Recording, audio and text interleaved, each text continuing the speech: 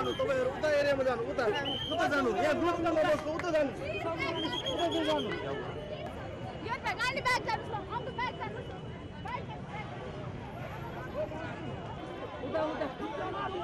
उता side please त्यो side कुनै बाटो गौरामा ground out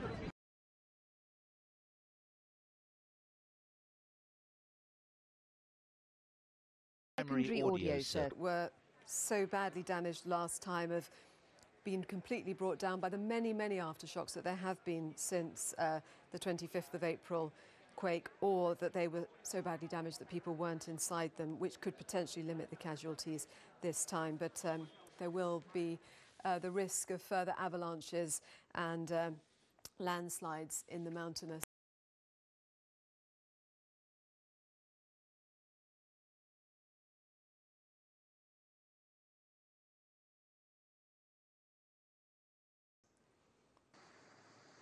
I'm in a valley and was en route to the epicenter of the earthquake that occurred on 25th of April when we felt that big earthquake today. It started shaking all around us, from some of the mountains there. I could see dust flying off, stones coming down. And what was striking about it, in the past 2.5 weeks I felt several tremors, but what was very striking about this one was how long it went on for. Now, just to point out the difficulty of even reaching there, we had to drive 3 hours on a bumpy road, and from here it is on foot for about 5 hours. So if the new earthquake has caused more devastation, destruction and loss of life, the challenge for Nepal is just going to get extremely hard.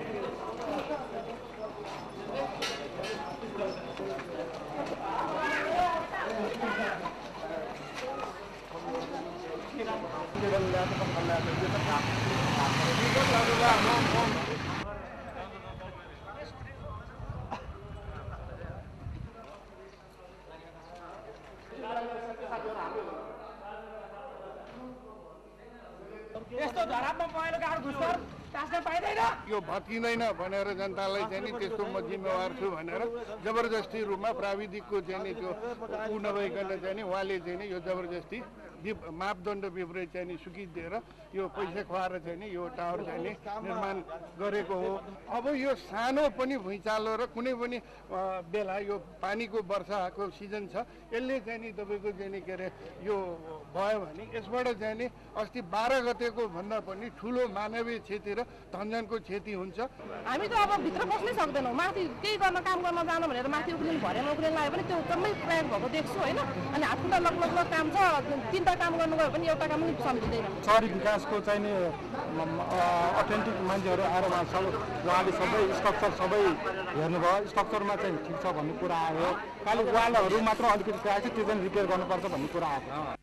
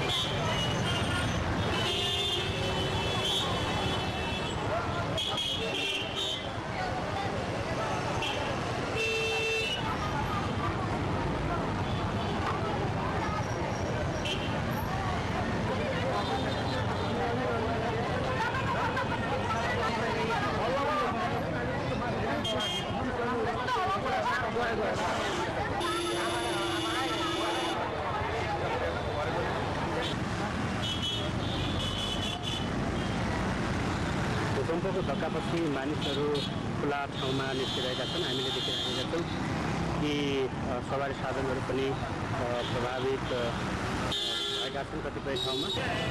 भूकम्पको धक्कापछि मानिसहरू खुला ठाउँमा जम्मा भएर आफ्ना मानिसहरूसँग आफन्तहरूसँगको telephone सम्पर्कबाट के कति सुरक्षित छ भन्ने बारेमा जानकारी लिइराखेका छन्। अहिले अत्यन्त त्रासको अवस्था सिर्जना भएको छ।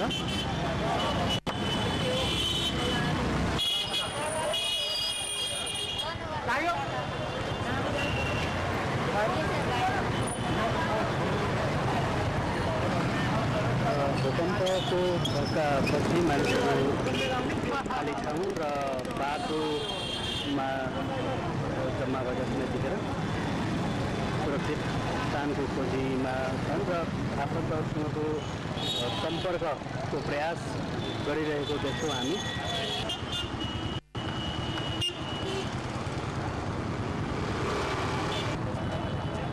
मानिसहरू खुला ठाउँमा बसिरहेका छन्, सडक अथवा अन्य खुला ठाउँमा। यतिखेर भूकम्पको धक्कापछि एक किसिमको त्रासको अवस्था सिर्जना भएको छ।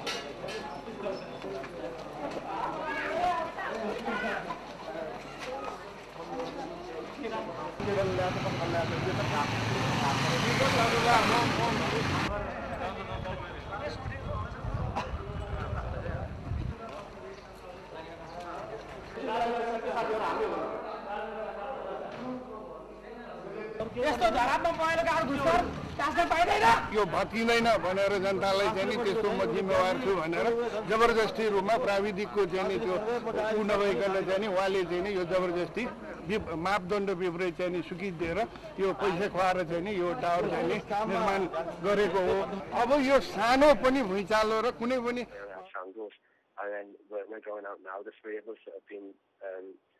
we've been raising money from friends and family back home. We've raised $10,000 from everybody back home, and we've been buying rice, tarpaulins and blankets and driving them up to the most remote regions. So we were planning our third trip tomorrow, and everything was ready for it. But after this, I don't think we'll be going tomorrow. So we're going to go out now in 5 minutes' time and go to the areas where people are still trapped inside and help dig them out. OK, Robert White, thank you very much for taking the time to talk to us here on BBC News. Thank you. Let's go to our correspondent Yogita Limai, who is in Kathmandu. Yogita, we heard from you earlier describing how this felt like a very long quake this time. Just talk us through what happened and the impact of it.